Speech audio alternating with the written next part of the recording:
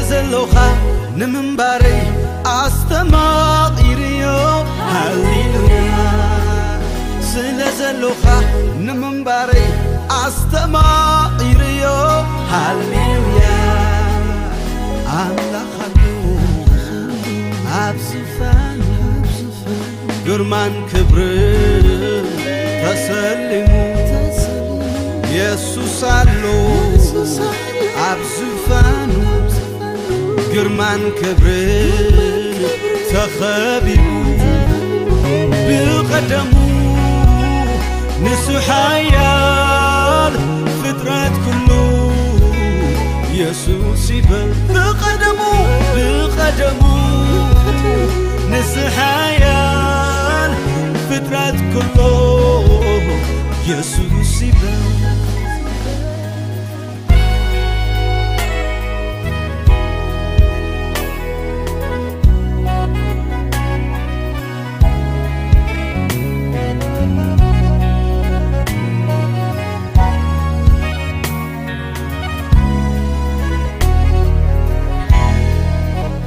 ንጸልማት ሰዊካዮ ብብርሃንካ ተኪእኻዮ ነቲ ድንኩር ንኣለኻ የቲኸኒ ናብ ሕፉኻ ነቲ ድንኩር ንኣለኻ የቲኸኒ ናብ ሕፉኻ ስለዘለኻ ንምንባረይ ኣስተማቒርዮ ሃሌሉያ ስለዘለኻ ንምንባረይ ኣስተማቒርዮ ሃሌሉያ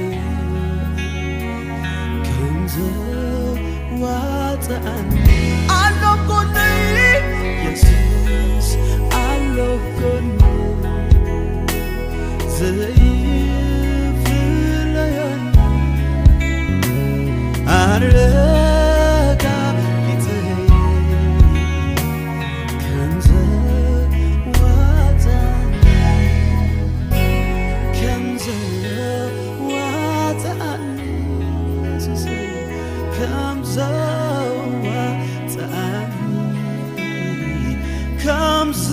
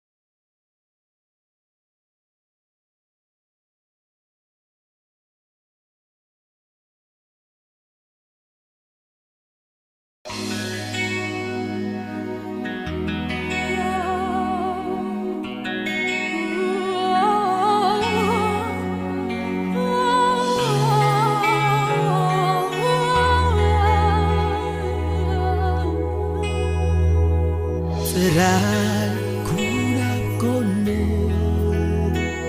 أيتفاليني أتبغ أفلت كنت واتعني تراي كونا بكوني أيتفاليني أتبغ يفلت كنت واتعني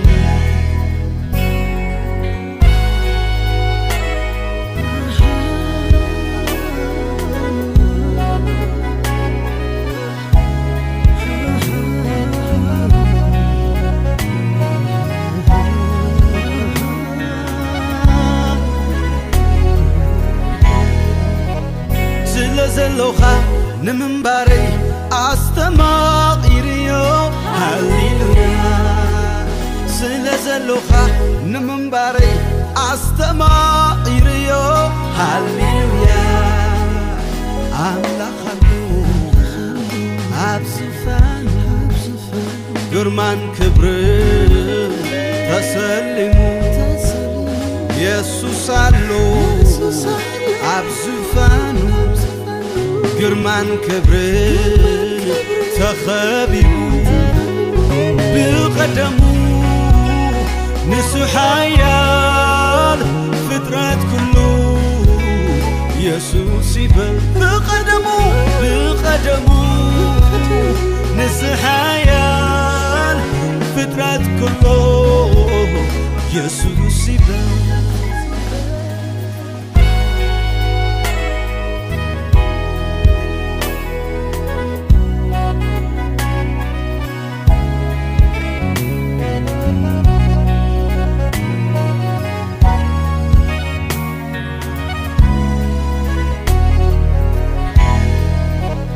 نتسلماتي سوي كايو مبرانكا تكي خايو نتدنكور نعلخا يتيخني نبحفوخا نتدنكور نعلخا يتيخني نبحفوخا زلوخا نمنباري أستماقيريو هاليلويا زلوخا نمنباري أستماقيريو هاليلويا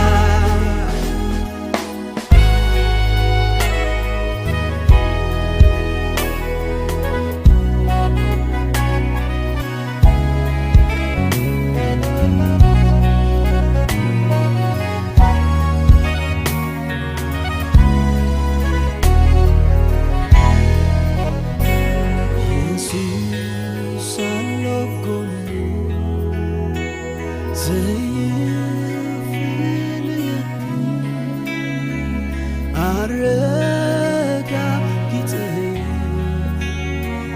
كنزة واتعني أنا كوني يسوس في الليالي أرجع كتير كنزة واتعني كنزة واتعني comes over to me comes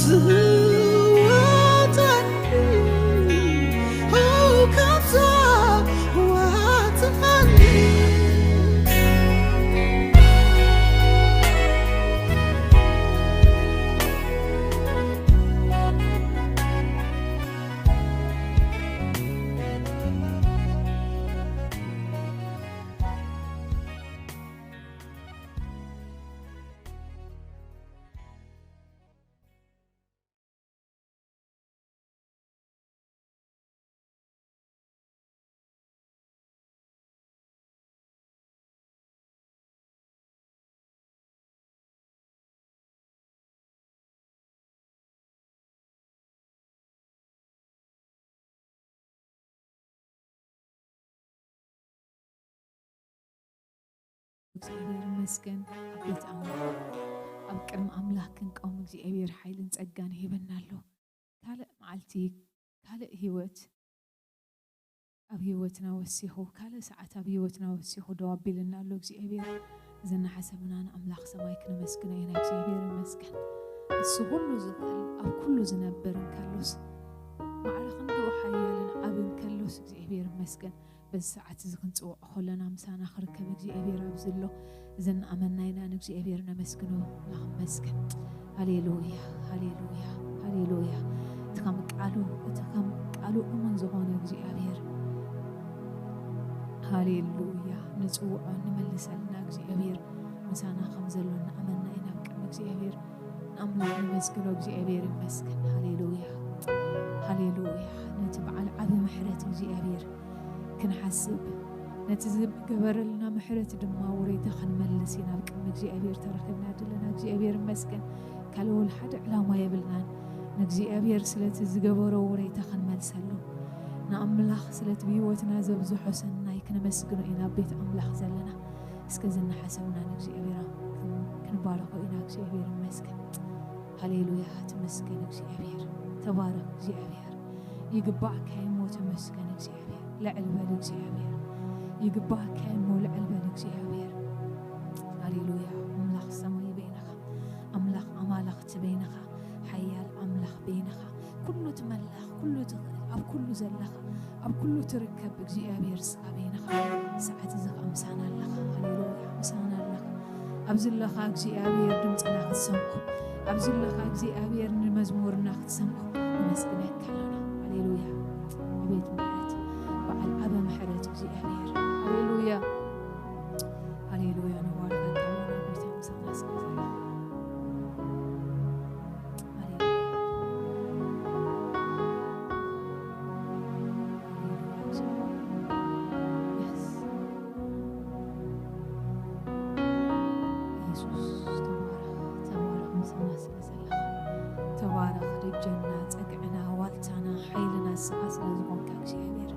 تبارك هاليلويا يس جير قدوس هاليلويا يسوس يسوس صحيح تمسكن እግዚአብሔር ለዕልም እግዚአብሔር ስምካ ይባረክ እግዚአብሔር ተወደስ እግዚአብሔር ሃሌሉያ هاليلويا بيت محرت እግዚአብሔር بمحرت كاسيبكنا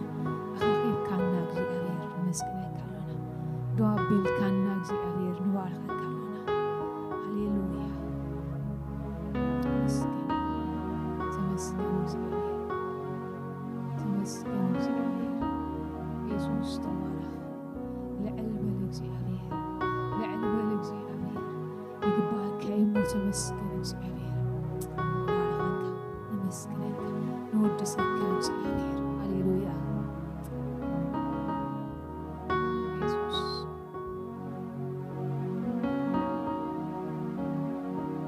ኢየሱስ ኢየሱስ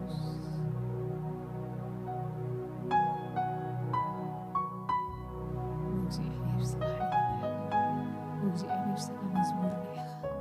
እግዚአብሔር ኃይለኝ መዝሙር ተጻፈ እግዚአብሔር بزم عالت زحيلنا سائل እግዚአብሔር እንዘምረው መዝሙር እንሕጎሰው ሓጎስና ብዝሳየቅ እግዚአብሔር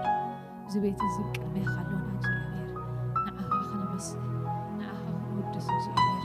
እቲ ካብ ባሮትካ እቲ ካብ ውልድካ ትደልዮ ኣምልኾ ንቕረበልካ እግዚአብሔር ኣምላኽ ኣብዚ ቤት ዝተረኺብና ኣለና እግዚአብሔር ክብር እግዚአብሔር ክብር እግዚአብሔር ክብር እግዚአብሔር ክብር እግዚአብሔር ክብር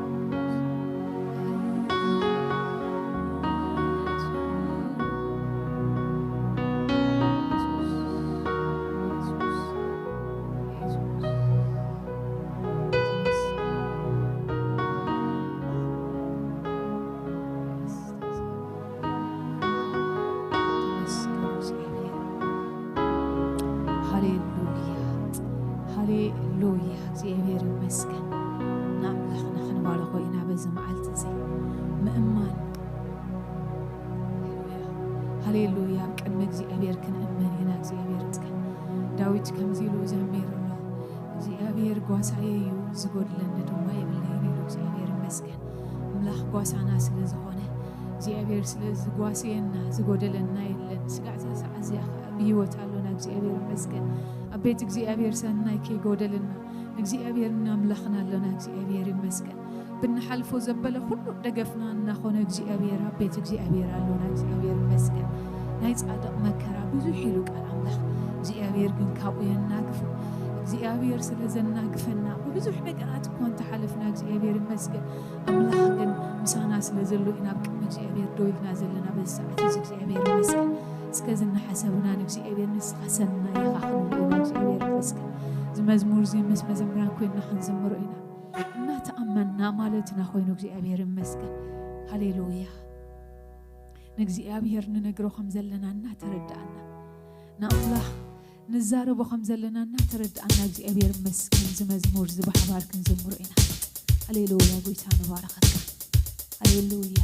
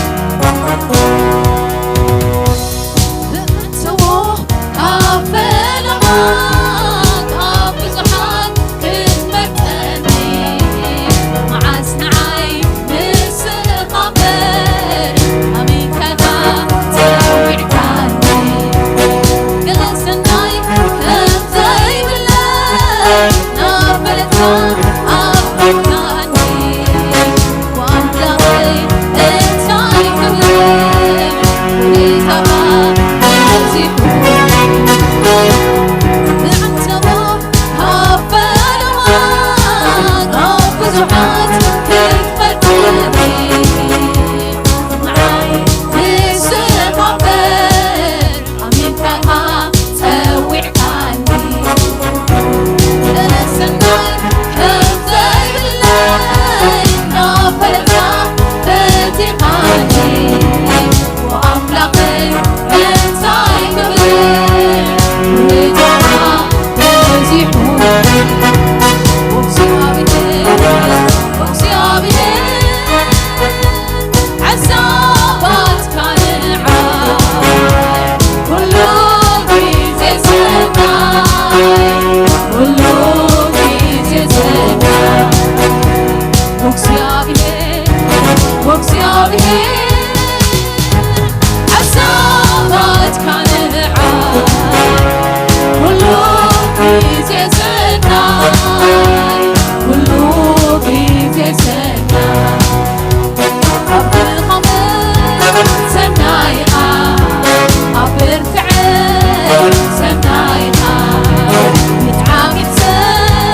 سنايقا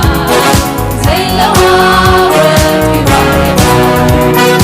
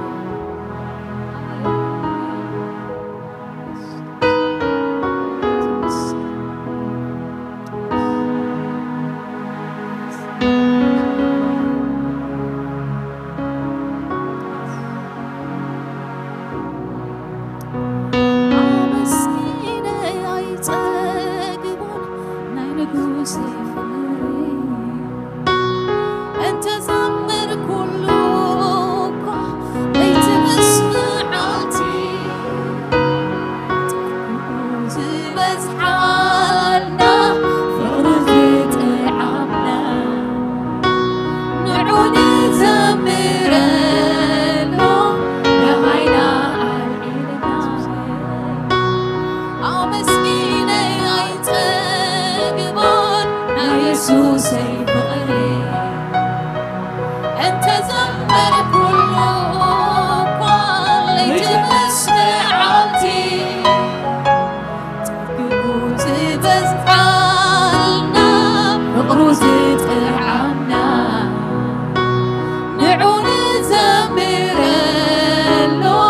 داينا علينا هاليلويا أمسكينا ينتقبون يسوس نافقني أنت زمرنا اللوم ليت مسمعتي تقوت بزحالنا نقروز تعمنا نعون زمر اللوم دهينا هالعينا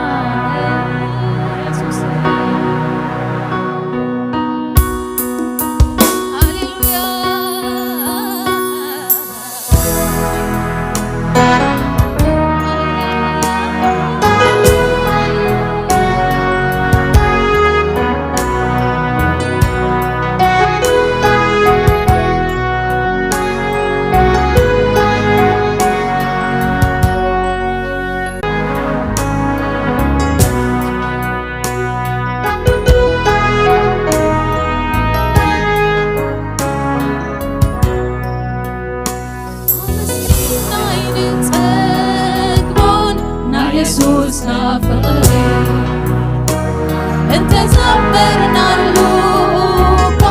ለይቲ ምስምዓቲ ጽቡቕ ዝበዝሓልና ፍቕሩ ዝመዓና ንዑነ ዘምረሉ ዳሃይና ኣልዒልና ኣመስጊነ ኣይተግቦን ኢየሱስ ፍቕሪ እንተ ዘምር ኩሉ ለይቲ ምስምዓቲ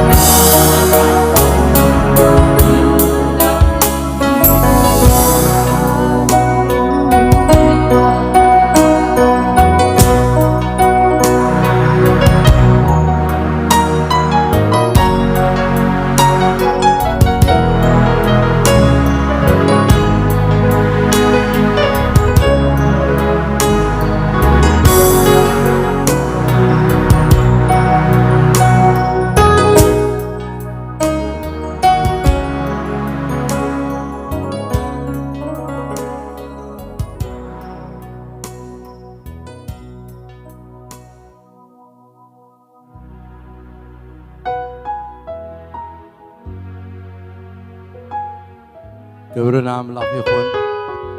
سكن قويتا نبارك وبوش تلبنا كبرنا እግዚአብሔር ስሙ ይዕበግ እግዚአብሔር ስሙ ይግነን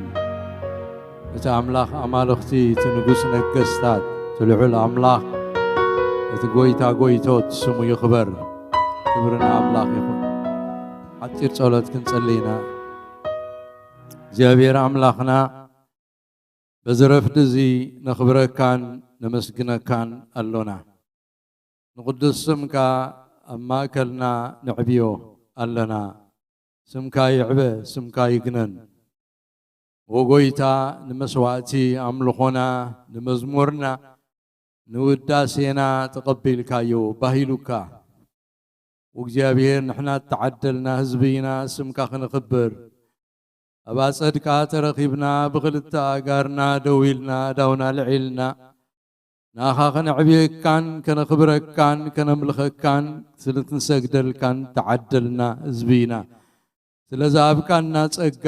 ስለዝሃብካና ዕድል ስለዝገበርካልና ምሕረት ስለሰናይካ ኩሉ እግዚአብሔር ንስኻ በይንኻ ክበር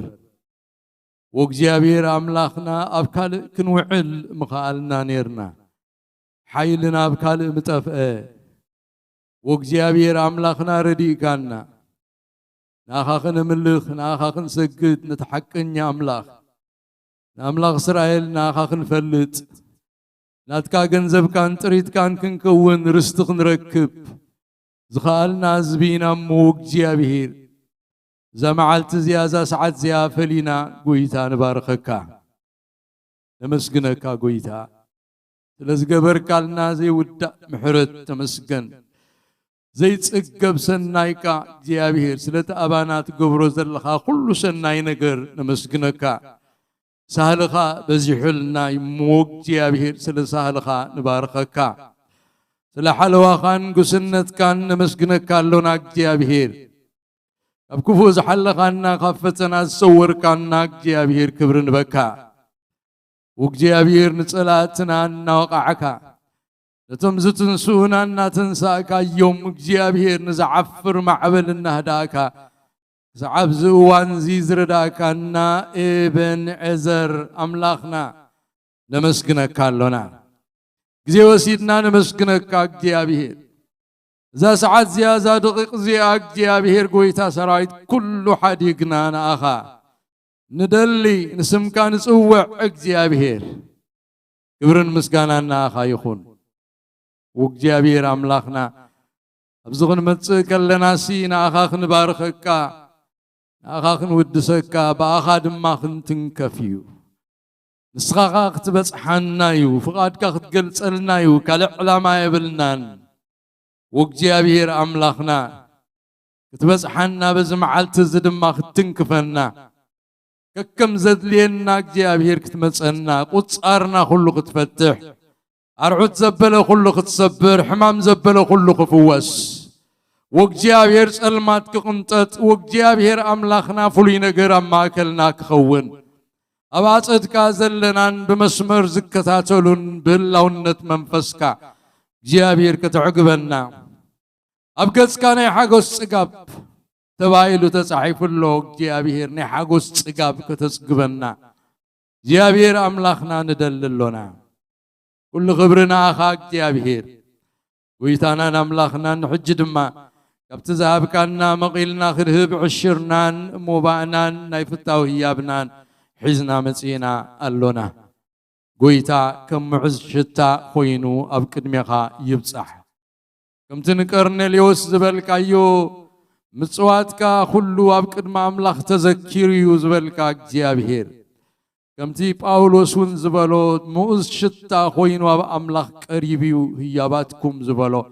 وجيابير وهبتنا كله مشتا خوينو نمذكرتا أبكد ميخا يقرب كل خبرنا خان بكازا معلت زي أبرخت معلت قبرلنا سناي كان ريلا معلت تخون كم قالوت معلتي تقوت إيرات حلف معلتي أي تخون ملكت النقبرلا معلتي لو نت كان نستمغر الله معلتي باخا نتنكفل الله معلتي حيل خا يصيب أنا زحلف الله معلتي تكون باسم يسوع نسأل لنا وجيابير معلت تأمرات تخون لنا كل خبرنا خان بكا سلسمع كان تمسكن بشم يسوس آمين خبرنا قويتا يخون عشرنان موبعنان كنهبينا كلهم قدسان نبيت እግዚአብሔር እንኳን حن መጻኩም ለመጀመሪያ ጊዜ መጻኩም እንተለኹም ንዓኻትኩም እንኳን حن መጻኩም ክንብል ንፈቱን መጀመሪያ ጊዜ ለመጀመሪያ ጊዜ ዘይመጸ እንተሃልዩ ግን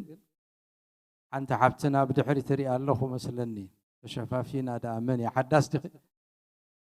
እግዚአብሔር ይባርክ ቅድመ አማኑኤል ዘላ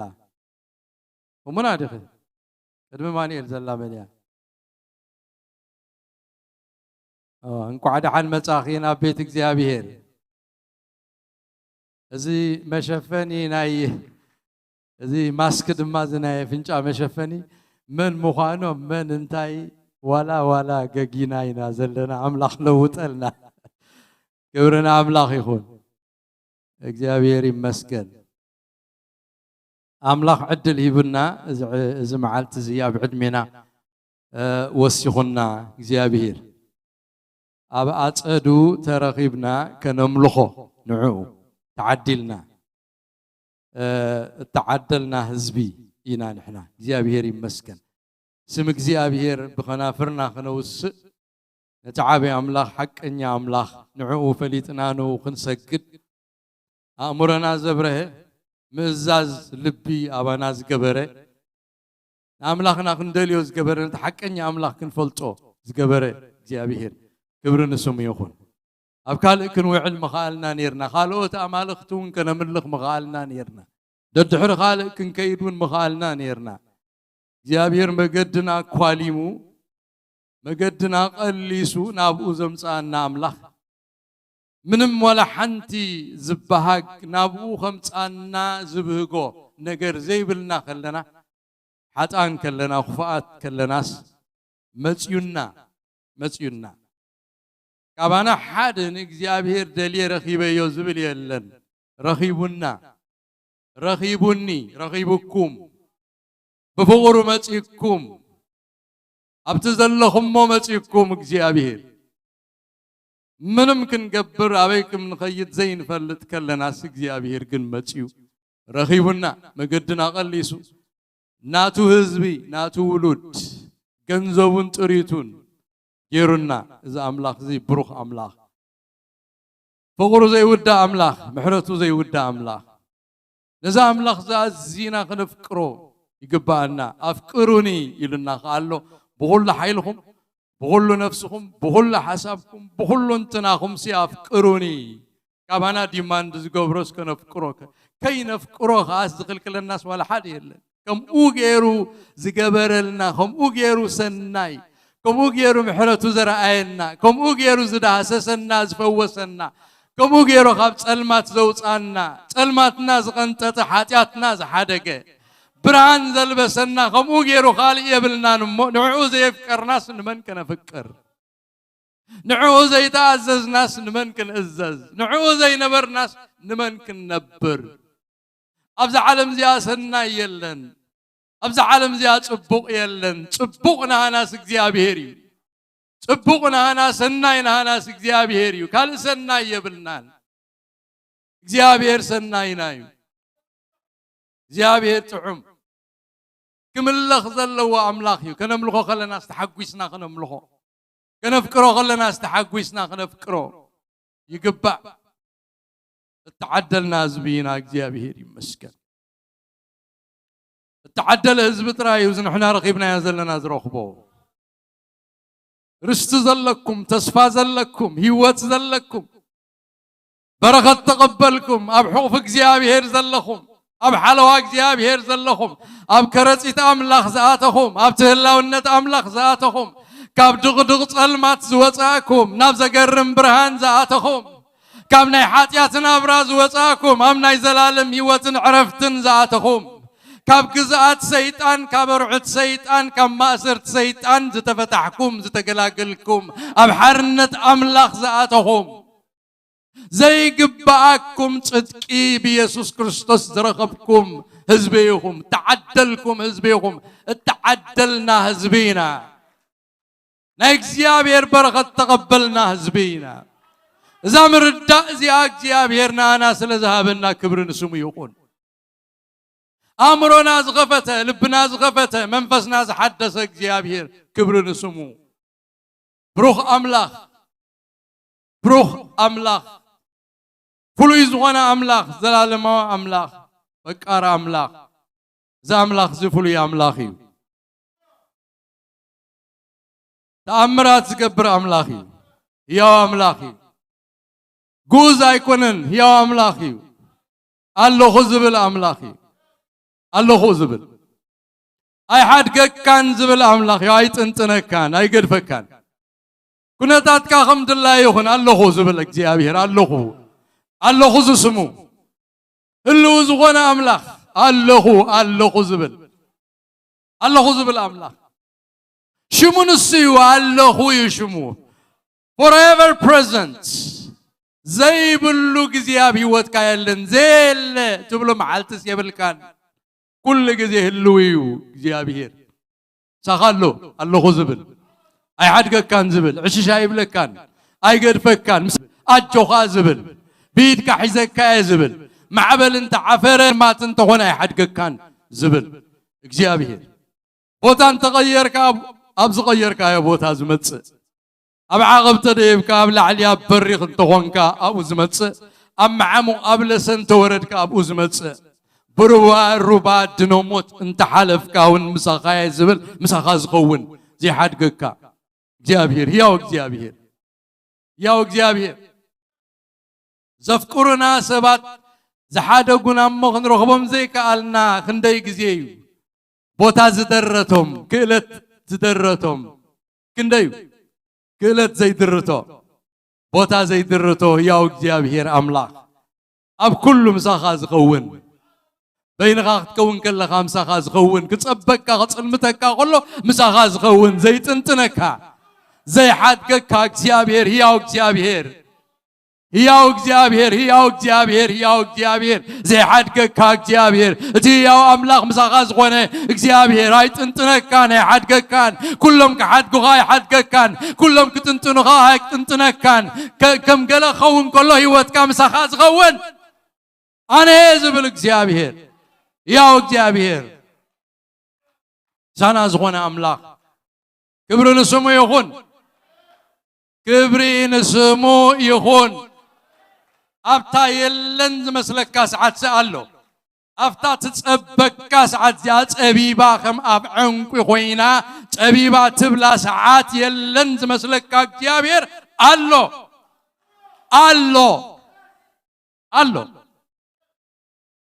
እግዚአብሔር ኣሎ ህልው እነምልኾ አምላኽ ክብሪ ንስሙ ይኹን እግዚአብሔር ይባረኽ እትነን መዓልቲ ጾርና ዝጸውር እግዚአብሔር አምላኽና ይባረኽ እቲ ዘይሓድገና እግዚአብሔር ኩሉ ጊዜ ትርፎፍያ ዘለዎ እግዚአብሔር ስሙ ይባረኽ ካብቶም ትርፎፍያ ገይሩና እዩ እግዚአብሔር ካብቶም ተረፍ ከም በዓል ኢያሱ ወዲዮ ጻዳቅ ከም በዓልቶም ካህናት ካብቲ ጸበባ ዘውፅኦም እሞ እዚሲ ካብ ሓዊ እቶን ጸበባ ዝወፀ እያድ ዶ ይኮነን እያዳት እዮም ኣብዚ ዘለዉ እግዚአብሔር ይመስገን ካብ ጸበባ ዘውፅኦም እግዚአብሔር ዝብጀዎም እግዚአብሔር ምስኦም ዝኾነ እግዚአብሔር ሃሌሉያ ክብርን እግዚአብሔር ይኹን እሱ አምላኽ እዩ ነዛ አምላኽ እዚ እነምልኽ ምዃንና ኣብቲ ውሽጥናሲ ርትዒ ሃልዩና ርድኢት ክህልወና ይግባእ ክብርን አምላኽ ይኹን አሜን ከምዚ ዝበለ አምላኽ እኮ እየ ዘምልኽ በልዎ ነቲ ብጥቓኹም ዘሎ ከምዚ ዝበለ አምላኽ እየ ዘምልኽ ከምዚ ዝበለ አምላኽ እየ ዘምልኽ ክብርን እግዚአብሔር እግዚአብሔር ዝዛረቦ የተዛሪበ አብልቤ ሐሲቤ አቆይረ ዮዝ መጻኹ ኹብሎ ይኮነን መንፈስ እግዚአብሔር ኢንስፓየር ጌር እንተዛረብ ኮይ መልእኽትን ዓቁሚ ትንቢታዊ ቃል እዩ it's a prophetic word ካብ እግዚአብሔርን ካብ መንፈሱን ዝኾነ ቃል እዩ ክብርን አምላኽ ይኹን ናብቲ አገልግሎትና ክንከይድና ሎም መዓልቲ መተንባህታ የብልናን ሓንቲ መተንባህታ ዘላህና ኣብ ፌብሩዋሪ ናይ ሰብ ሓዳር ኣኼባ ክህልወና ይታ መዓልቲ መዓስ ከም ዝኾነ ከመይ ከም እንገብራ ድማ ኣብ ዝቕፅል ግዜታት እናቐረብና ክንከይድ ከለና ከነፍልጠኩም ኢና ክብርና ኣምላኽ ነተብጥቓኹም ዘሎ ንዓኻ ኣብ ቤት ኣምላኽ ብምርኣየ ይሕጉስ ኢለ ኣለኹ ኢልኩም ሰላም በልዎ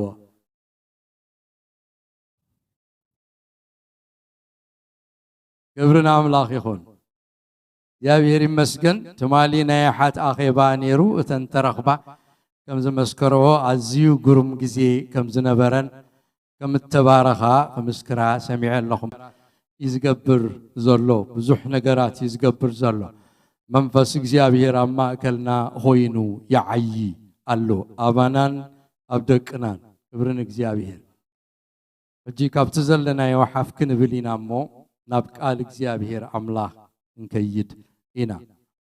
መጽሐፍ ቅዱስና አልዒልና ሁላትና መጽሐፍ ቅዱስና ሒዝና ሓደ ኣዋጅ ክንእውጅ ኢና እንተ ኩሉ ግዜ ንእውጆ እዚ መጽሐፍ ቅዱስ እዚ ናተይ እዩ እቲ ኣብኡ ተጻሒፉ ዘሎ ኩሉ ድማ ቃል አምላኽ ከም ዝኾነ ብምሉእ ልበይ ይኣምኖ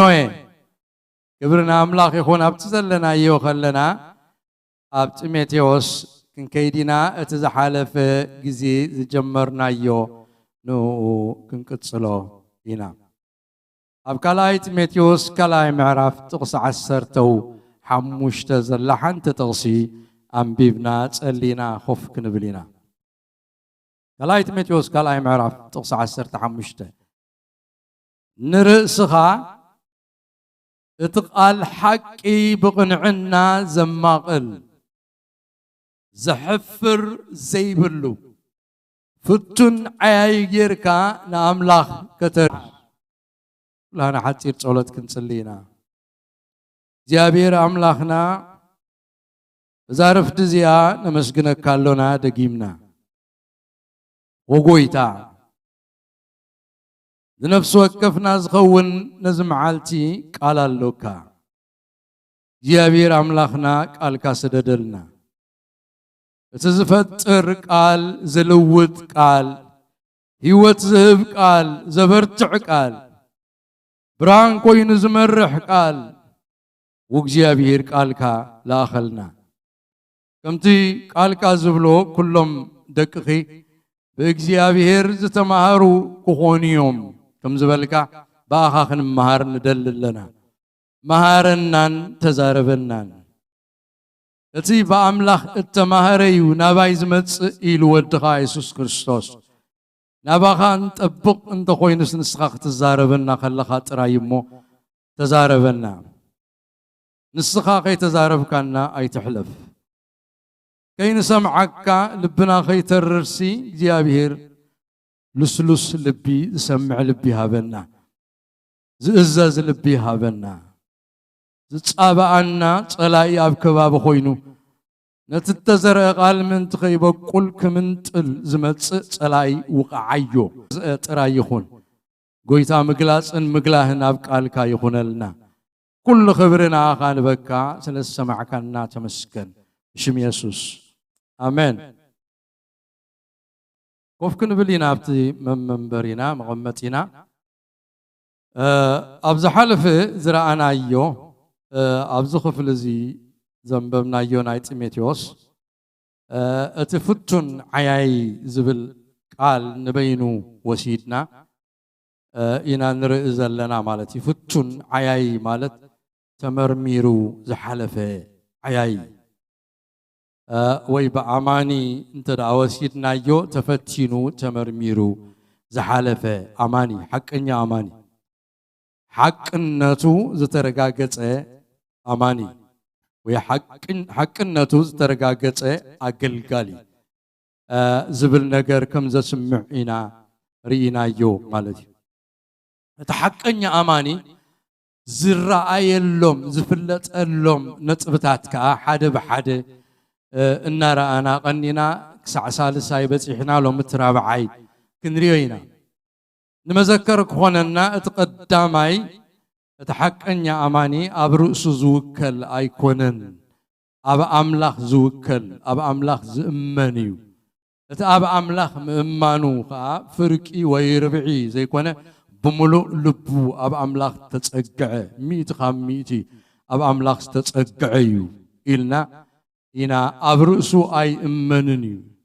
أبكزي أبي هيريز أمن إلنا رينا يو حدا ملكتو أب أملاخ زأمن تخوينو فتون كريستيان مخانو زي ملكة حق أنيا أماني اتخالا أيكا انتاينا لنا يو انتيميسي زبلنا يو مس أملاخ تبوق حبرت زلوو أماني مس أملاخ زلقبه كم تجنفر أب قندي زلقب كم ودما أبتي أملاخ زلقب رخكب مس أملاخ زلوو حبرت مس أملاخ زلوو جزية مس أملاخ زتف نجزي أبير كسمع زبهك جزية زوسد مس أملاخ انت دا أخوينو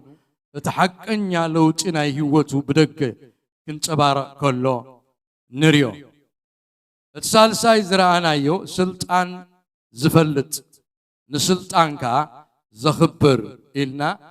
ثم كلهم اتسرعوا سلطانات بأملاخ كم اتسرعوا رينا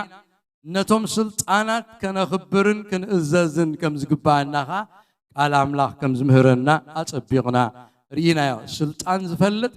سلطان كا زخبر إيو بفلايتنا تي أب كفرناهم مسمت قويتا اتي 100 حلقة باريو زحممو سبعي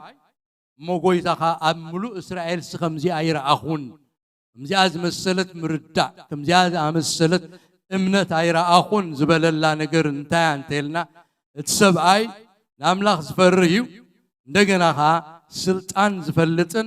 سلطان زخبرن سب كم زغونه اتناي مدر سلطان زفلتن زخبرن انتناي أملاخ سلطان كا نمفلات ان مخبارن تقم كم زيبل نتناي مدر سلطان زدافع نتناي سماي سلطان كا خدافع تقم يبلل نسبعا زيت ازز سبيتي دفار سبيتي اب أملاخ مسمصت كا سلطان أملاخ كتخبر نحتو ملكتيو نسبيتو زي خبر سبعي دحار متيون أملاخ خبروي خبل دي كونيو هيبوكراسي إذا خون مالي سلازم كلهم سلطانات زبلو كان خبر أبزا مدري كم زقبعنا قال أملاخ يمهرنا اتفتون أماني اتفتون عايخا نسلطان زخبر مخانو رينا يو قالونا لومي اترابع عاي نريو كلاتنا أغلبنا نكتاتلو لما عالت النريو اتفتون ويكا حقنيا أماني بقدسنا زنبر أماني بقدسنا زنبر صدقي زفكر سبي ويعمد زصل كاب حاتيات زرحو سب إيو أب حدش كيدان اتي قدس التقدس قدس زبل كابتي هاجيون زبل قال قريق تترجمه كوينو اتقال كترجم كله قال نقالو دما مفلاي فلوي ويكا نفلوي علامة استفليه نأملاخ زتفليه زبل ترجم الله مفلاي قدوس مالت فلوي مالت قال نقالو مالت سلازي إذا حجن ريو مالتيو بزعبا قدسنا دما كاب حاتياتن نأملاخ كاب زي خبرو نقراتن رخصتن مفلاي ويكا نأملاخن ننا أملاخن كخونيلو رأسو زفله أبرن رخصتن عياقن زيبلو كابحاتيات أزيو زرحاق زبل ترقوم كم زلوت قدوس زبل ويتقدسنا زبل كنستوعللو يدلي ازي قدوس زبل قال بعند رأسو كابهريات اغزيابير حاده كم زخونه نقلبلو نبهري اغزيابير زقلص قاليو قدوس زبل اغزيابير قدوسن صادقن ايو قال املاح كنغرنا خلو ወይ ክእዝዘና خلون انا كم امنتي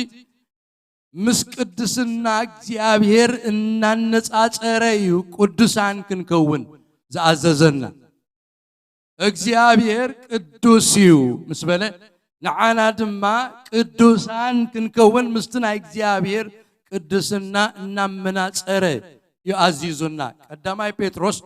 ቀዳማይ ምዕራፍ ካብ ጥቅስ 15 ጀሚርና ከነንብቦ ከለና አነ ቅዱስ የሞ ቅዱሳን ኩኑ ዝብል ጽሑፍ ስለዘሎ كم تتزوعكم قدوس خونه نسخاتكم ون بكل نبرتكم قدوسان كونوا إلو بتأزازاوي عنكس تأزاز ترير تأزاز كهب كله نري إذا ترير تأزاز إذا أواقع داغازي أتو كوفيلكا حسابكا تقلش ألو نجر زي كونه تأزازاوي عنكس اما مستعزز كاس حتو خي حاتتك اتفتصمو عينت كويني بتسواساوي اقمامطا تقميطو زلو بزيكا ختززوس قال مرچا زيهبكا سلازخ ازز كلو كمتي اتزصوعكم قدوس زغونه نسخاتكم كا بكل نبرتكم قدوسان كونوا إلو يزز قدسنا سب معر قدسنا أملاخ كخون فتسيمو خمزي كأل أبانا قهودي قدسنا سب كنت قدسنا أملاخ تقدس انت تقدس التسب كنت قدسنا أملاخ كهل وقنا فتسيمو هاي كألني قدسنا أملاخن قدسنا سبن أزيو تفلالي إيو كم تسمعي كم مدري لعزبل قدسنا እግዚአብሔር كاب قدسنا سب أزيو زلعلن زتفرين إيو قدسنا أملاخن قدسنا سبن فللي يالله እግዚአብሔር أملاخنا ፍጹም كتوت قدسنا يزلوا قدسنا እግዚአብሔር بوانቋ سب كسع زي قلت أزيو فلين چروين قدوسن يا أملاخنا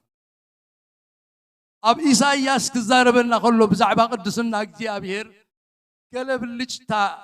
قدسنا نا እግዚአብሔር إساياس نبي ريوالو تقدسنا እግዚአብሔር سي بزل عالماوي كسعزلو بهوتهم اتم سرافيل زبهالو ملائختي شدشت أخناف زلوهم كل جزء كيباتهو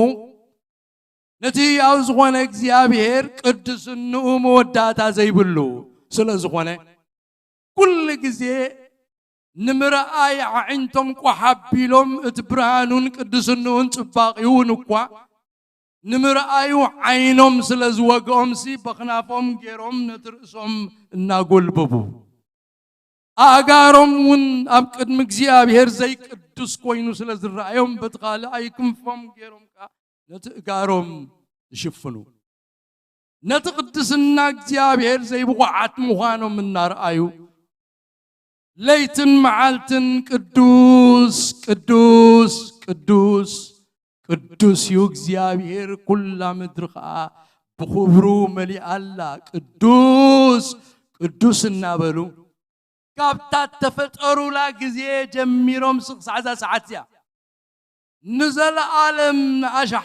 ناشحات عمتات موداتان زي بلو أشيرهم تبصيبهم كدمدم وزيكلو قدسنا سلزلوس نزل عالم قدوسيو قدوسيو قدوسيو قدوسيو نابلو ينبرو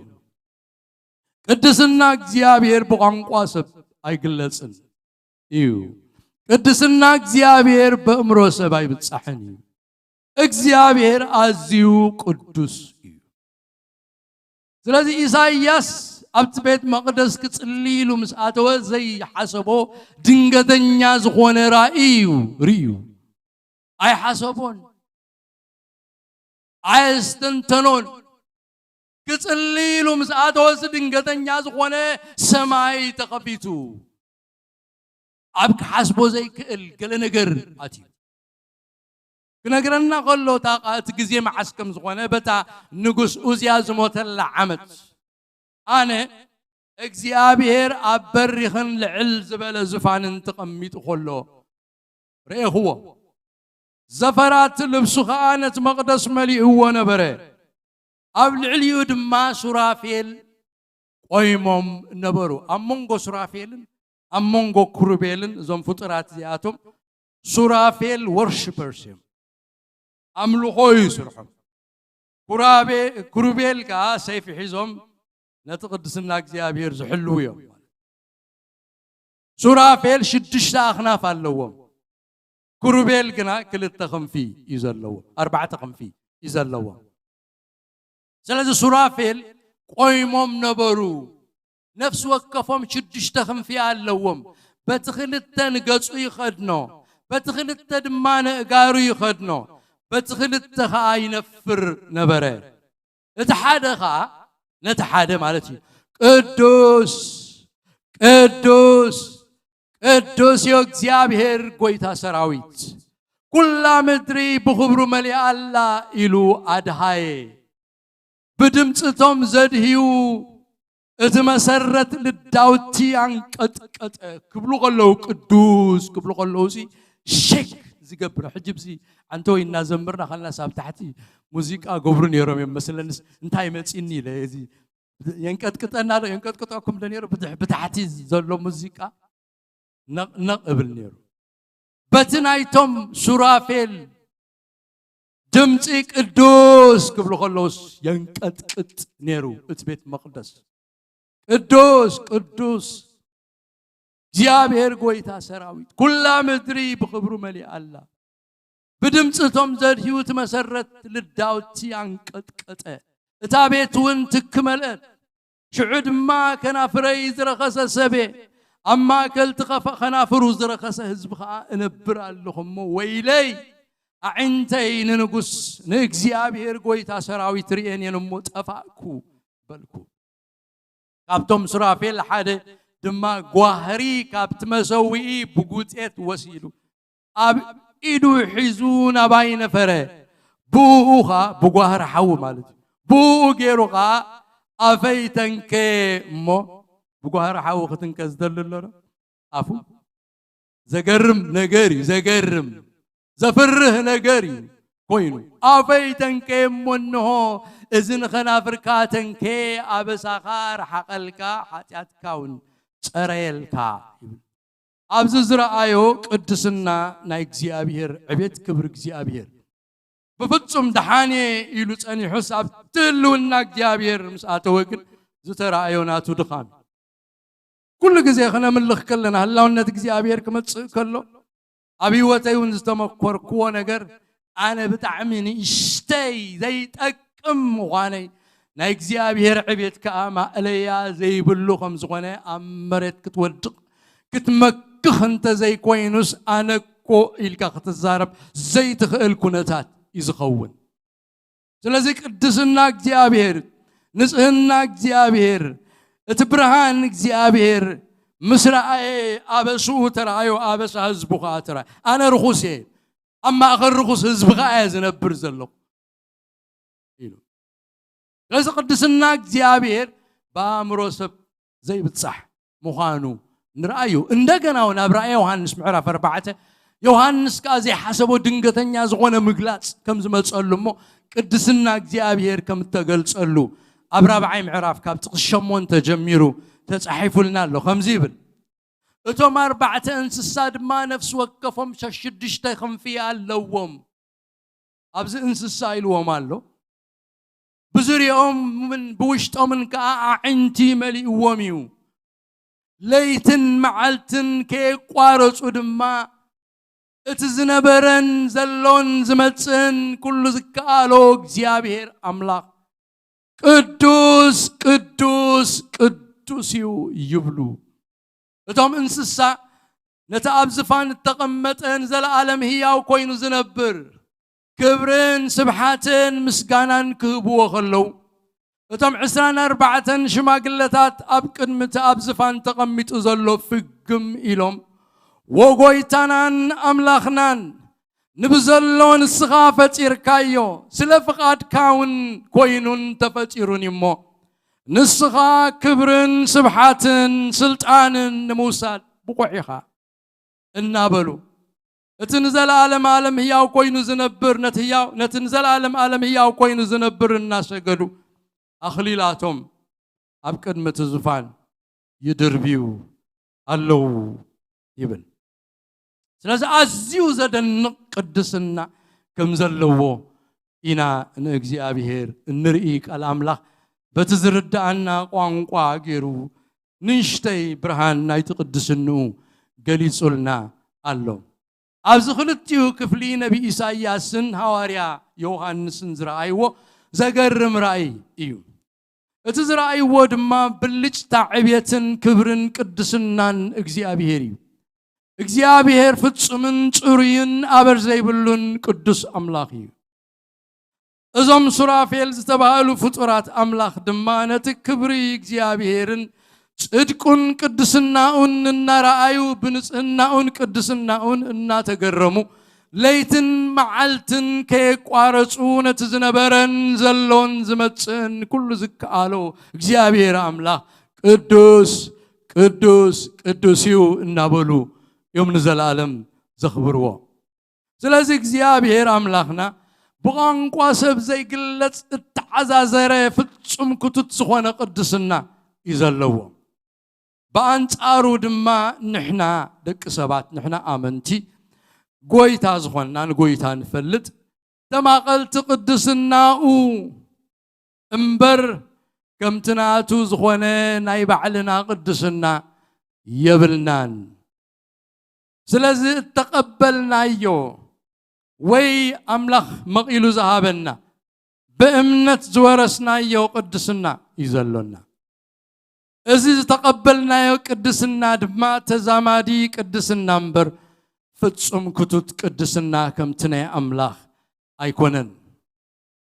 እግዚአብሔር ኣምላኽ ዝምዕብል ወይ ዝዓቢ ቅድስና የብሉን ንሱ ፍጹም ቅዱስ እዩ ሰዓብቲ ክርስቶስ ዝኾንና ንሕና ኣመንቲ ግና ብቅድስና እናዓበና እንኸይድ ሰባት ኢና ስለዚ ድማ ኢና ነንመዓልቱ ቅዱሳን ክንከውን بقدسنا كن عبي بأملاخ التأززنا تحقني أماني ويفتون أماني دما بقدسنا زعب أماني بس مغنيات دما يهواريا بيتروس نتهم أبونتوسن كوبودوكيان غلاتيان إسيان بيتانيان زنبرو أبتن حمشته محبرات زنبرو سعبت كريستوس بخل نبرتهم قدسان كخونو زمعادومن زعززومن كم زيليو عزيزوم كم أزوزات ولود أب قدامي بيتروس قدامي معرف كم تقصى عسر تحمشته كم أزوزات ولود مبر كم تبزمن دنقرنا خلهم زقبركم مونايك قدم تمنيت أي تكبروا إلي جميرو كم أزوزات ولود كريستيان انتاي تبايلي يسوع أزوز ولود تبايلو يسوع نمنتايو أزوز ولود تبايلو كي تأزز كامدحان يلن نتسمعك يا وانجيل مستأزز كايا كريستيان تغون أزوزات بلبهم نقويتانان مدحانين أن يسوس كريستوس آمين نسخا قويتا إيها قويتا هيوتا إيها مدحاني إيها إلهم نتسمعوا وقال نتناي قدم نبرتهم من أكايدهم حديقهم سي نتسمعوا ناي وانجيل برهان إيدهم زلعلو كن إزازك كائنان إزازو لنا نقالكا إلهم نقويتا استأزوزو يوم كريستيانات زخونو كريستيان دي إزوز كريستيان خونا يكلوني نوانجيل تأزيز كايو كريستيان زخوان نوانجيل سميعكا تقبلكا آمينكا يسوس قويتا إخاوه كم توانجيل زبلو إخا مدحاني إخا بملو لبي آمينة كالو نقالكا إزازو اللهم سبالكا إخا بمنفس قدس كم بحدش تولد سلاس دك مئزازينا نحنا دك زي مئزاز تبايلهم زسوعوا له قطع أملاق أبتم دك زي مئزاز يورد دك مئزاز قنا خاب قطع أملاق زدحانو يوم سلاس أماني ود مئزازي وأماني أزوز ولوديو سلاس كم أزوزات ولود مبر كم تب زمن دنقورنا إلو الله زمن دنقورنا تبايل زسوع برهان أملاخ كي تقبلنا بسألمات كنبر قالنا أمرنا دنزيزو كم توما هذا برخصتهم زملالسو برخصت كنملالس كلنا كم تزمس لنا خن كيد كلنا أبحثيات كنبر كلنا أبتحت ديابلوس تجزينا قلت يا جان انت خلنا قدم كي تملسنا خلنا تزمن دنقورنا إلو اتبرهان مسمص اجن كاب زمن دنقورنا وصينا صاب زمن مئزاز اتينا اب زمن مئزاز اتو حزبي انا كاب دنقورنا وصيم بران املاخ زرخو حزبي كاب صلمات وصيم اب زدنق برهان زلو حزبي تتخيلهم ما زنبرو منغست سيطان كاب اخاب سورم بلاك وينم وصيم ابتا منغست املاخ زفلسو وي ابتا منغست املاخ تتخلو حزبينا لك مئزازينا حجي بيتروس كزارب كله كم أزوزات ولد امبر كم تي بزمن دنقورنا خلوهم زقبركم مو نايك ادم تمنيت اي تقبروا نايك ادم ارقيت نابراكم سي اي تملسوا نتزحادكم موسيقتكم ابتفاكم ايتم ملسو ابحاتيات ايتم ملسو ابتارقيت نابرا ايتم ملسو بزعبا قدسنا يز الزارب زلو مال هولينس مفلاي اتسيلو خزاربم كله ابتناي قدم كنتو نبرتكم اب واي تخيدو اتخنتو نبرتكم تناي قدم تمنيتكم اي تكبروا مسبله ابتقص 10 تحمشته انا قدوس يمو قدوسان كنو لي يبل يمو كم تتصوعكم قدوس غونه نسغاتكم بكل نبرتكم قدوسان كونوا الي ازز اماني إن تقدس بقدسنا النعبي أبحاتيات كل رخصة كل غفاء علماونة كلنا علم نجر النار حاقة النار حاقة النار حاقة زخيد إيو تملي سنا أبو أي كيدنيو تفويو تفايو وحافيو لا تزكو حافوس تملي سنا أي كدوني زلز أملاك قدوس يمون سقاتكم قاب كل نبرتكم قدوسان كونوا يبلن هواريا باولوس دما بوغنو نتخم ودو زريو زنبره من السي تيموثيوس بقدسنا كملالس كم زلوا كم عدو خلو كم زيلوا أبقى تيموثيوس كلا معرف تقص عسران كلتن كاب تمنيت قبزنا هدم كاب تمنيت قبزنا هدم مستم بنصوه لبي نأجزي أبي هرز وعوه أسر صدقن أمنتن فقرن سلامن صعب يبلو أبز هواري باولوس نتميتيوس انتاي له خمس معدو نقلبلو نتميتيوس كل التنقرات كقبري معدوه حاده كهدم معدوه هدم اتغال ايد ما كسعب معدوه أماني يهدم أماني يسعب كابتمنيت قبزنا هدم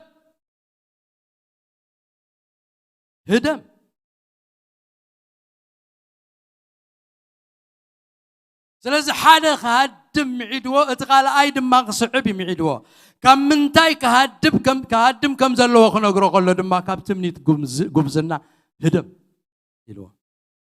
نمنتاي كصعب كم زلو خنغرو قلو دما آسر صدقن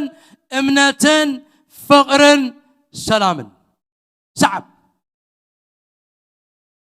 سلازي صعب كريستوس زخونه سب دما كهدملهم زلوهم نغرات فليخ فلت الله كم تايز هادم كم ودم ما خصعبهم زلوهم نغرات فليخ فلت حلافنت الله أماني بقدسنا كعبن تخوينو كحادقم ويكا كاب هيوتو غرحقم زلوهم نغرات فليتو غرحقم يقبا نتيفو قبر جيرو أملاخ كل على الواي كونن أملاخ بوستي زبكا أملاخ حيلي زبكا أبيوتنا تمكرنا يونسي أنا أبيوتي تمكر كونسي نغت حدك حيل بكامبر كت حد جوجنا بعلى العلل كاني لازم حدا قوم زبالهم نجارات زرزيرنا خنفلتهم أقداسي أمان بقدسنا عبن تقوينو حدكم ويكابي وتغر حقهم زلهم نجارات فلي تغر حقهم كابز ملك تباولوس نتمين توس كن حدكم زلونا كم تمنيت قبزنا كم زخوانو أبزنا جيرولو تمنيت قبزنا زبل جنرال زخوانا وورد على تمنيت قبزنا قبال كلون تاي تمنيت قبزنا إلك خفلت الله تعبيت عليه فلت زموت سسعة اليوم ذا مسلو الله سلازي كن حدكم زلنا نجارات انتاي مخانم كن فلت قال أملاخ بهاسا سلبام كن كيد أي قد فنان كم منتاي كن رحق كم زلنا ونتبسيبو ينقرنا نامنت قال اي قرنطوس شاد شاي معراف قال تقصتات كنببي قال اي قرنطوس معراف شدشته كاب 14 جميرنا عند حرام بيبنايو حدا تتزازني املاخ انتايو مستوم زي امنو اب حدا ارعود اي تتصمدو مستوم زي امنو اب حدا ارعود اي تتصمدو مالت نصدقن حاتياتن انتاي الرغيبو ويس نبرهان مسلمات انتاي حبرت اللو كريستوس مس بليال انتاي مسمع اللو ويس ناماني مزي اماني انتاي قدلو نمقدس املاخ مستاوتات انتاي سمع اللو املاخ اباتاتهم كنبري اباتاتهم ون كملالسي انا املاخهم كخوني تتسفى أملاخ نساتهم وين هزبيك خونيهم كم زبالة نحنا بيت مقدس هياو أملاخ إنا سلازي كم معكلهم وطعون تفلايون تفلايو تقدسيو وطعو قدسناي مسمن كم تغيد نقرن مو أنا خا من مخانكا كنقركا إيه يبلو أبوتاتنا خمسلو خلو مش مني غاتوعل زلخا انت يوق انقاخا خوينو زلو التحساس بغا ملي هو زلو سنتاي مستم زي امنسي انتاي كده اللوكا مغوران الولو علمويان بيتسب كلنا يبلونا يكونن زبل زلو كنت على ان كن باسنا يكونن زمعدنا زلو ارعوت يلو زلو نستوعلو اب حاده ارعوت اب حاده حساب اب حاده مقدي اب حاده علامه حاده زوانقو ክትከውን ግን ኣይትኽእልን ኢኻ ብርሃንን ጸልማትን ብሓንሳእ ክኸይድ ኣይክእልን እዩ ወይ ገሎ ኾይንካ ኣለኻ ብርሃን ገዲፍካ ኣለኻ ማለት ስለዚ ምስ መን ንውዕል ምስ መን ንኸይድ እንታይ ንዛረብ ንፈልጥ ይግባአና ፍቱን ኣማኒ መስመሩ ዝፈልጥ መስመር ኣለዎ መስመር ዘይብልኩም ተኾንኩም ካብ ሎሚ ጀሚርኩም መስመር ግበሩ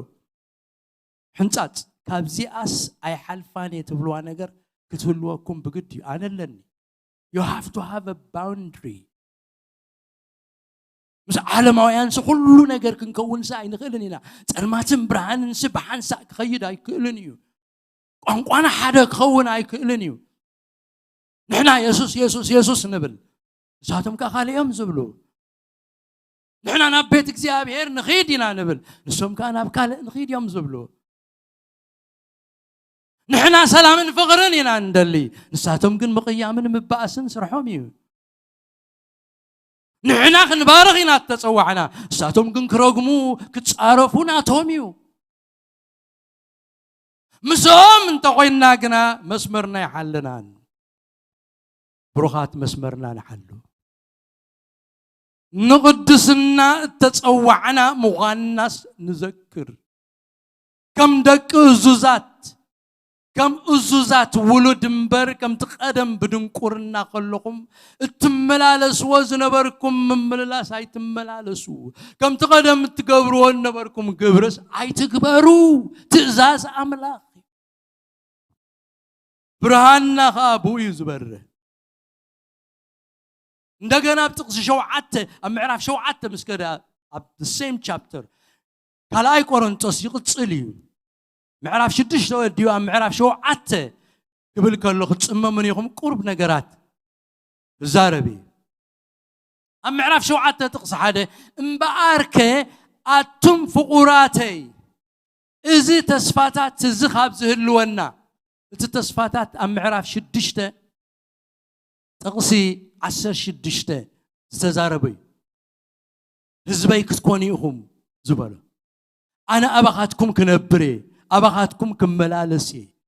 ኣነ ኣምላኽኩም ክኸውን ንስኻትኩም ከ ህዝበይ ክትኮኑ ኢኹም ኣወዳትን ኣዋልድን ክትኮኑኒ ኢኹም ዝበሎ ተስፋ ካብ ዝህልወና ብፍርሃት ኣምላኽ ቅድስና እናመላእና ካብቲ ስጋን መንፈስን ዘርክስ ዘበለ ኩሉ ርእስና ነንጽህ ይሉ እቲ ተስፋ ዝሃበና ኣምላኽ እሙን እዩ እዚ ተስፋ እዚ ተዋሂቡና ኣሎ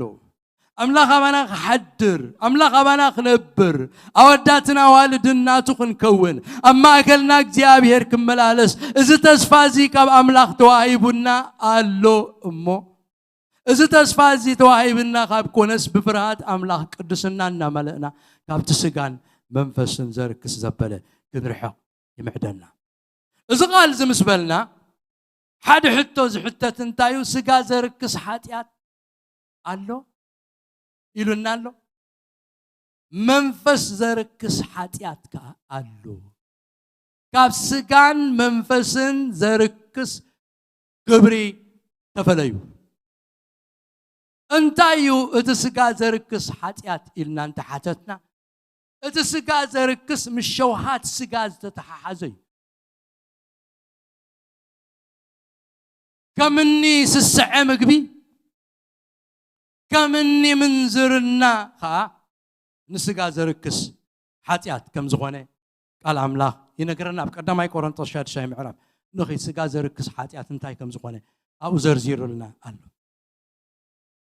ዛረበና ከሎ ብጥቕሲ 11 ቀዳማይ ቆሮንጦስ ምዕራፍ 6 ገሌኹም ከኣ ከማታቶም ነርኩም ከምቶም ንጣዖታት ዘምልኹ ኣሕዛብ ቀደም ገሌኹም ከማታቶም ነርኩም ግናኸ ብስም ጎይታና ኢየሱስ ክርስቶስ ብመንፈስ ኣምላኽ ተሓጺብኩምን ተቐዲስኩምን ጸዲቕኩምን ኢኹም ኩሉ ተፈቒዱለዩ ዛቃል እዚኣ it's my principle ኩሉ ተፈቒዱለዩ ግናኸ ኩሉ ኣይጠቅምን እዩ ኩሉ ተፈቒዱለይ ኣሎ ኣነ ግና ሓደ ነገር እኳ ክመልከኒ ኣይሓድጎኒ بلعين خبدي كبد خان بلعيو أملاح كنا نزنتن كتفومي سجان قويتا والنسجا ينبر سجاس نمنزرنا أيقونن لسنا نسجا زغنا حاتيات حادة بزعبا بلعي تزاري بلو الساعة مقبي تحاركن رينا أو قال أملاح بتيتوسكم إلو معيد ولا باولوس زعبا بلعي بلعتي إلو تزاري بلو زعبهم تمس تنبيت هالو زعاتهم بلعتي بلعهم حروفات زغون زي تقبو رم حزو دلي كل جزي هنف نفس زبلو تحادخ أدخل أي سجا زرك سيل الناس اللغة سجان قويتا والنسجا ينبر سجاس منزرنا يكونن منزرنا حدا سجا زرك اسمه ينقرنا أملاح دما كم تنقويتانا تنسونا أنا بحيلو ختنسى الناي اتسقاهم أكال كريستوس مخانو دو آيت فولتونيهم انبار سخينا أكال كريستوس دو أكالا منزرا كقبره يا أيفالي اتم كنت حدا سقايم كخونو حدا سقا كخونيهم بهوليمو مس أمنزرا زلقبه مس أحد سقا مخانو دو أيتفولتونيهم اتمس قويتا زلقب كنا مسو حدا منفسي كم منزرنا هدمو سبز قبرو زبلا حاتيات كاب سقوه وزاي زمنزر كنا أبقزا سقوه حاتيات زقبر بواقات عديكم يخم امو سقاهم بيت مقدس يا أملاخ بيت مقدس تأبغاتكم زلوا قاب أملاخ تقبلكم منفس قدس مخانو نايرسكم وينكم زيكم دو آيت فولتونيكم سلازي بسقاهم نا أملاخ أخبروه يبلن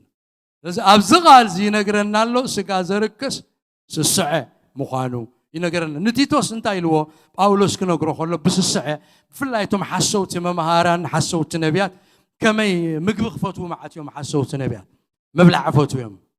هارقوم قوم يوم زبلو قنزب فتو انجرا فتو مبلع فتو كبدوم كمزيلا بتقدميت مسمصتي مالتي كمزيلو ابتكزيتي نتميتيوس كصحفه له خلو اب قدامي معرف قديمو انتاي لو ناب قرطيس دسيت كيد ابوها زي سرعكو ونزف زغدفكو نغرات الله نتزحادكو ونزف نغرات ملأيو ابككتم وشماغلتات مرت شم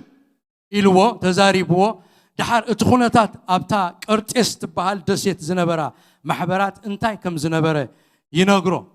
اب معرف حاده تقص عسرته بزحات زي الزوزات تزاربتها توتو مسحاتنا اللو ازياتهم منادا خبسب قزرتيهم نساتهم رخص ربحا من تخرخبوا لهم زي قبا إنا مهارو نبزلو أبايت زقلابتو معباس آفهم قبوئي حاد خاباتاتهم كافتهم تقزروا أيهوداويان كريستيانات ناتاتهم نبي زخوانه سب قرطيس أبدسيت قرطيس زنبرو سب قرطيس كل ساعة صوتي تنبي لو أكيات أراويت هكات أخبدي هكات أخبدي تبل أخبدي الوازلو قلوتن تبهالو بلعتي سوسعات مالتي بلعتي يوم بلا سلازي سسعة حتياتي سسعة نسقا يركسي زموت نسقا يركسي نقول سلام انتاي لله ام عرف عسران سلستن مسالي تقصخلت خمزي لله سسع انت خونكا نقولورها خارا قربلو سسع انت خونكا نقولورها خارا قربلو اتب مالتي اتب قصي بكل انتناي بتمرت مسكل زبلوه مالتي هاي مالتي اتب قصي مالت سلف كنترول قبر بتمرت مسكل غيرخ انا اكلاتي كله اسرون له املاح زي بولو يقبر سلف كنترول كلون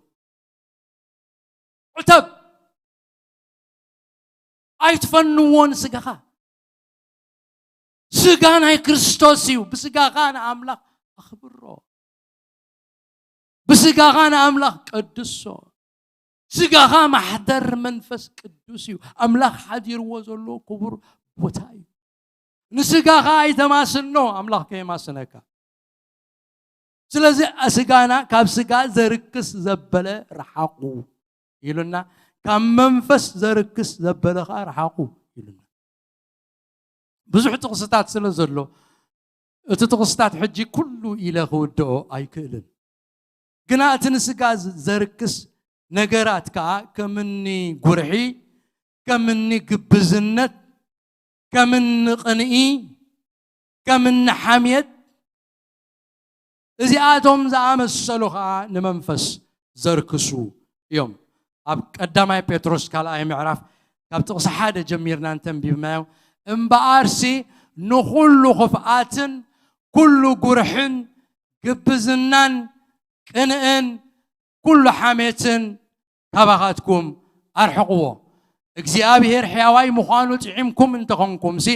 ብኡ ንምድሓን ምእንቲ ክትዓብዩ ከምቶም ሕጂ ተወልዱ ህፃናት ነቲ ሕዋስ ዘይብሉ መንፈሳዊ ፀባ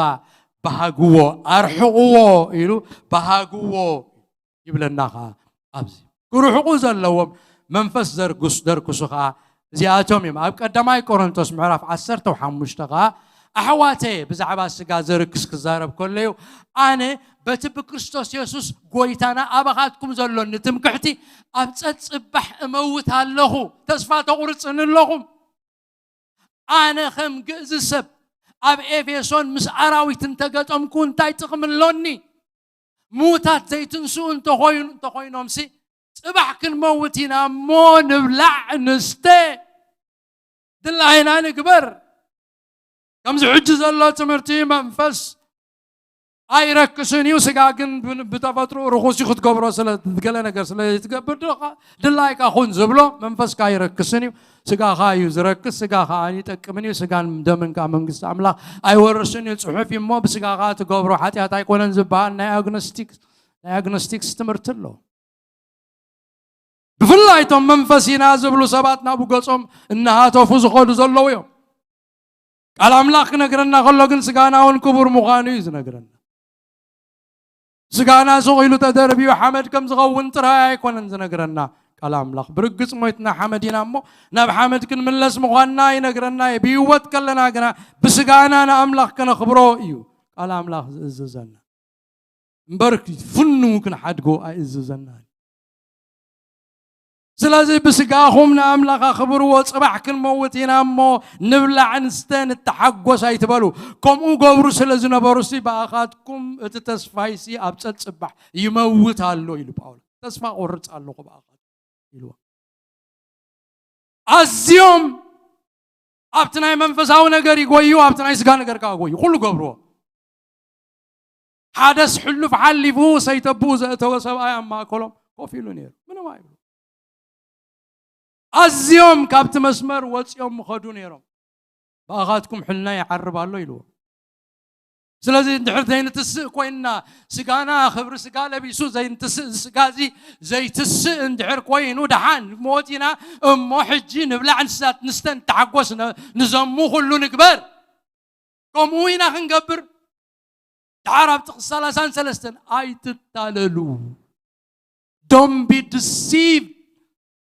ኣይትታለሉ ሕማቕ ዕርክነት ንፅቡቕ ልማድ የጥፍኦ እዩ ገሊኦም ፍልጠት ኣምላኽ የብሎምን እሞ ንቕንዕና ተበራበሩ ሓጢኣት ኣይትግበሩ እዚ ምእንቲ ክትሓፍሩ ኢለ ዝብሎ ዘለኹ ኢልዎ ስለዚ ቅድስና ኣብ ቤት ኣምላኽ ቅድስና ኣብ ህዝቢ ኣምላኽ ክህሉ እግዚኣብሔር ይደሊ ኣብ ቅዱስ ቦታ እዩ እግዚኣብሔር ከዓ ባሂልዎ ዝዓይ ህላውነት ኣምላኽ ዘይተስተማቐር እንተለኻ ናብ ቅድስና ገጽካ ምጽእ እሞ ከተስተማቐሮ ክትጅምር ኢኻ ህላውነቱ ክዓዝዝ ከሎ ክትሪኦ ኢኻ ጽድቂ ፈተኻ ዓመፃኻ ጸላእካ እግዚኣብሔር ኣምላኽካ ድማ ሓለፋ ብጾትካ ብዘይተሓጎስ ቀብኣካ ጽድቂ ፈተኻ ዓመፅ ምጽላእ ኣብ ዓመፅ ምርሓቕ ንእግዚአብሔር መቅዳስ ንእግዚአብሔር ተፈለየ ህዝብ ምዃን ናይ እግዚአብሔር ህዝብ ኮንካ መምልላስ ኃጢአት ምጽላእ እኩይ ግብር ምጽላእ ርክሰት ምጽላእ ኣብ እግዚአብሔር ምልጋብ እቲ ጻውዒትና ከም ዝኾነ ንሓዞ ኣብ ገዛና ምስከድና ቀዳማይ ቆሮንቶስ 5 ምዕራፍ ካብ 6 ክሳብ 13 ሮሜ 6 ካብ 12 ክሳብ 14 መጽሓፍ ቅዱስ ብዛዕባ ቅዱስና እንድሕር ደሊና እልቢ ዘይብሉ ጽሑፋት እዩ ንኹሉ ከቅርቦ ሕጂ ግዜ የብለን ስለዚ ንጽህና ወይ ንኃጢአት ምጽላእን ካብ ኃጢአት ምርሓቕን ኣብ ህይወት አገልጋልን ኣብ ህይወት አማንን እግዚአብሔር ዝኣዘዞ እቲ አገዳሲ ረቋሒ ምዃኑ ክንሕዞ ይግባእ ክብሪ ኣምላኽ ዝዓዝዝ ኣብ ንጽህና ዘለዎ ስፍራ ብጸጋ ምስደሓና ካብ ኩሉና ኣምላኽ ዘይኽብር ነገራት እናተፈለና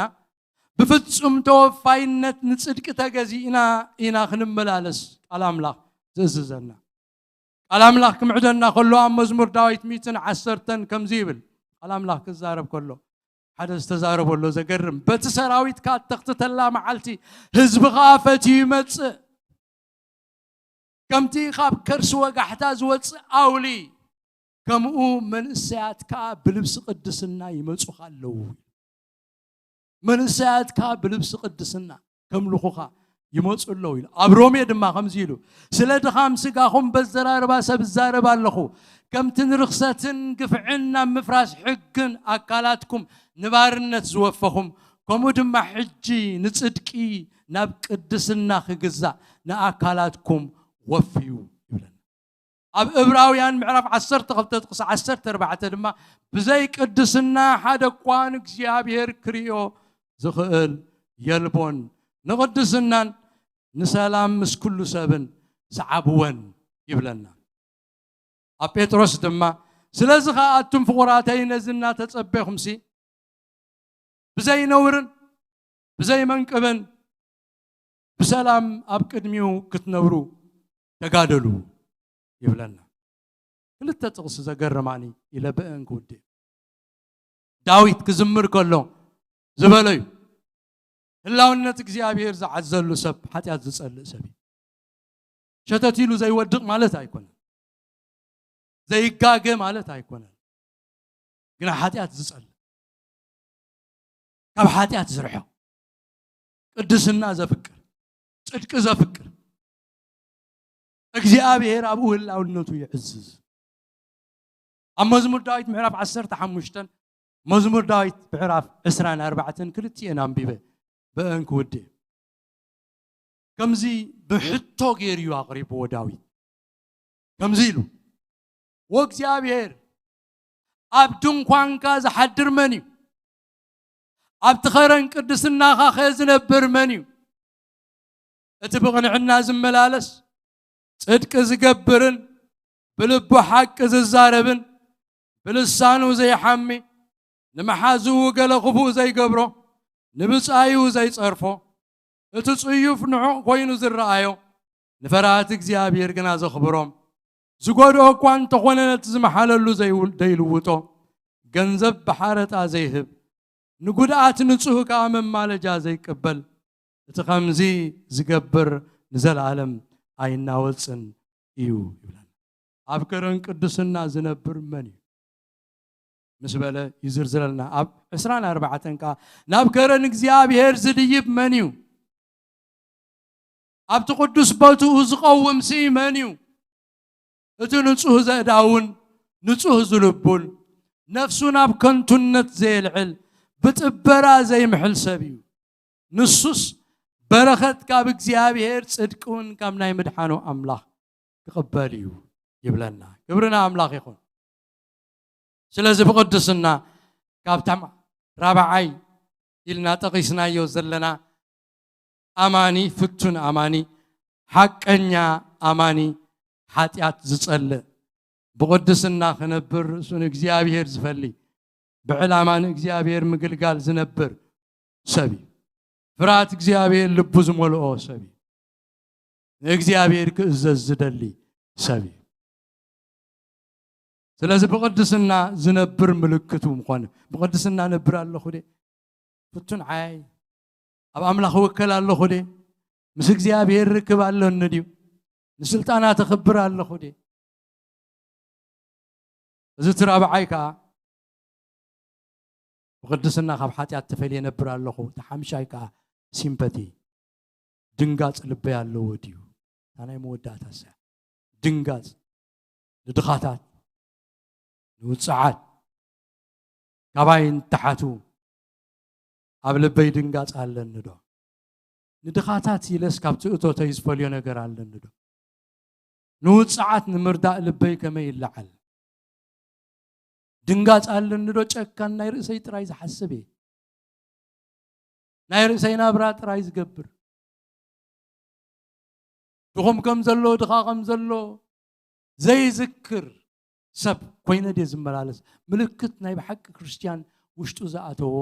ሰብ ሲምፓቲ ኣለዎ ድንጋጽ ኣለዎ ወዲቑ ርዩ ሰብ ስቑኢሉ ኣይሓልፍን ምልስ ኢሉ ደው ይብል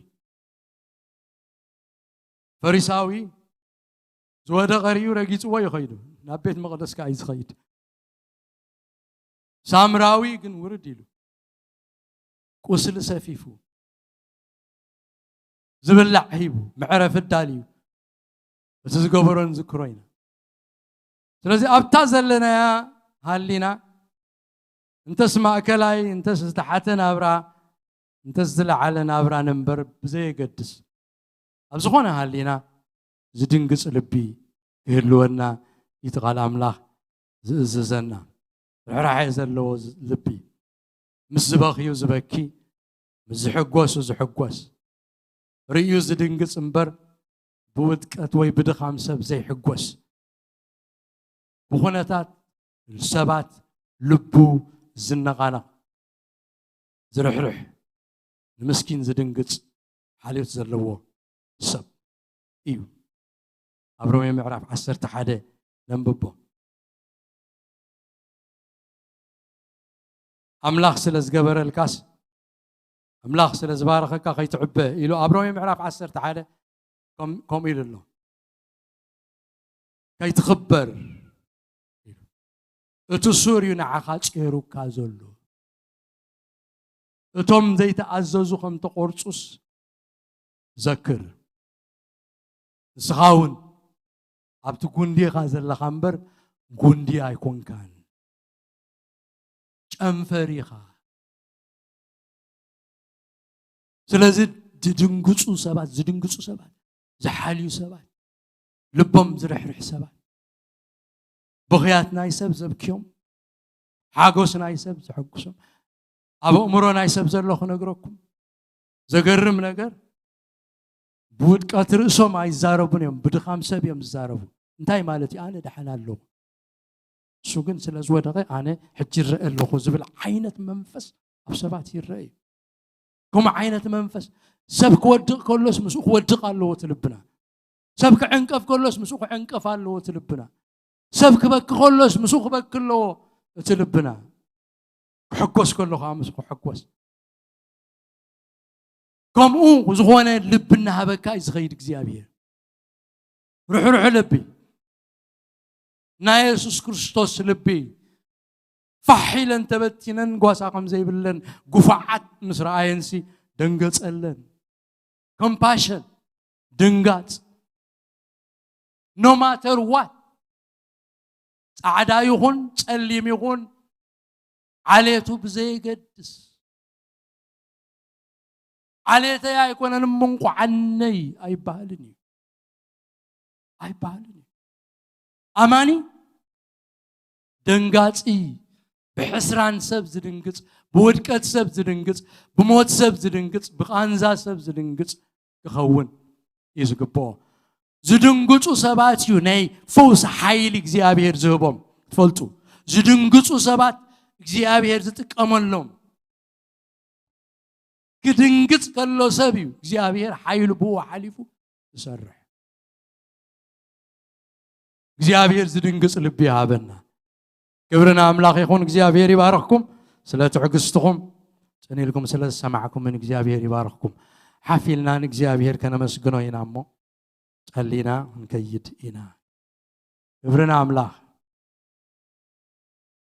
هاللويا جزيابير أملاخنا أزينا نخبرك كان نمسكنا كان هلونا لو مي بغالكا غيركا تزاريف كاننا اللغة قويتا كم تزرس سماعي زي كونس ذكر سماعي خوينا نتقالكا كل جزي خنذكره كم تنسغازا عزز كايو كوينا خا خنملالسي زيابير ጸጋ هابنا قويتا سمعتي كوينكم رسغم منا تبركم قبرت قال زي كونكم كوينكم كي تركبوا إلكازا عزز كاننا قبرت قال كنكون نتيفنا وسينا قبر غيرنا نتقال كاخن قبرو خن اززو ردانا حيل خمتهب نسخا امونيخا حيل خبكم يلكايخا نمغبار نمسلات نمحلاف نمعباي زخون حيل تبنايخا ጸጋ تبنايخا زي ودا ጸጋ لوكا ابانا صبلل زبل ጸጋ تقبر تخيليخا تعزازر ጸጋ تقبر تخيليخا لبنا غناو እግዚአብሔር ንምእዛዝ አላዓሎ نمغبار سنة አላዓሎ نقدسنا አላዓሎ እግዚአብሔር ህይወትና ሁሉ ግዛዩ ካብ ጽፍር እግርና ክሳዕ ጸጉር ርእስና በመንፈስካ ዕልቅልቅ አብለና ክብርኻን ግርማኻን ይውረሰና መንፈስካ ይሰከመና ኣብ ኢድካ ዘለው ስሑል ፍላጻ ግበረና ንምስላት ተጠቀመልና ነትናትካ ሰናይ ንምግባር ተጠቀመልና ወእግዚአብሔር ጎይታ ሰራዊት አቦ ኣብ ኢድካይና ጎይታ ክብሪ ህይወትናን ርእስናን ዘለናን ውሽጥናን ኩሉ ተقليلنا ناخنا معقبو اللونا هيوتنا تباركت غبرا ابز مدرين يرا حليفا ديكونس وق እግዚአብሔር ንፈቃድካ አገልግላ ፈቃድካ ረኺባ ትሐልፍ ህይወትና ርዳአና ወእግዚአብሔር ታሪኽና ከምናይ ጳውሎስ ታሪኽና ከምቶም ጎዮም ኣብ እምነት ጸኒዖም ንኣኻታ አዚዞም መወዳታ ገጽካ ኸሪዩ ዝኸዱ ናይ ህይወትና ታሪኽ ከም ግበሮ እግዚአብሔር አምላኽና ኩሉ ክብርና አኻንበካ እጅድማ ጎይታ ካብ ዝወጪና ንኸይድ ኣለና ምሳና ኹን ካብ ክፉእ ሓልወና ከውድቐና ዘመጽእ ጸላይ ወቕዓዮ እግዚአብሔር ብምድምድ መገድ ምርሓና ንቤትና በሰላም መለሰና ቤትና ቤት ሰላም ቤት ሓጎስ ቤት ፍቕሪ ቤት ጸሎት ቤት መዝሙር ቤት ደሓን ግበረልና መላእኽትኻ ቤትና ይውረስዎ መንፈስካ ቤትና ይውረሶ ማሕደር መንፈስ ቅዱስ ይኹን ቤትና እግዚአብሔር ሰላም ዝሰፈኖ ቤት ቅሳነት ዘለዎ ቤት ሓጎስ ዘለዎ ቤት ግበረልና ደቅና እግዚአብሔር በሓጎስ ብምዕንዳር እግዚአብሔር ዘዓቢሉ በቅድስና ዘዓቢሉ በጽድቅ ዘዓቢሉ ናኻ ብምፍላት ዘዓቢሉ ቤት ይኹነልና እግዚአብሔር አምላኽና ኩሉ ክብርና አኻ ንበካሎና ስለዚህ ነበረና ጊዜ ተመስገን ስኻ ጸሎትና ሰሚዕካ ኢኻ እሞ ተባረኽ ብሽም ትትፈቱ ወድኻ ኢየሱስ ክርስቶስ ስምዓና አሜን ዳውና ልዒልና በረኸት ክንቅበል ኢና እግዚአብሔር ይባርክኩም እግዚአብሔር ገጹ ይምለሰልኩም ሰላሙ ድማ ይሃብኩም እግዚአብሔር ምእታውኩምን ሙጻእኩምን ምድቃስኩምን ምትንሳእኩምን ይሐሉ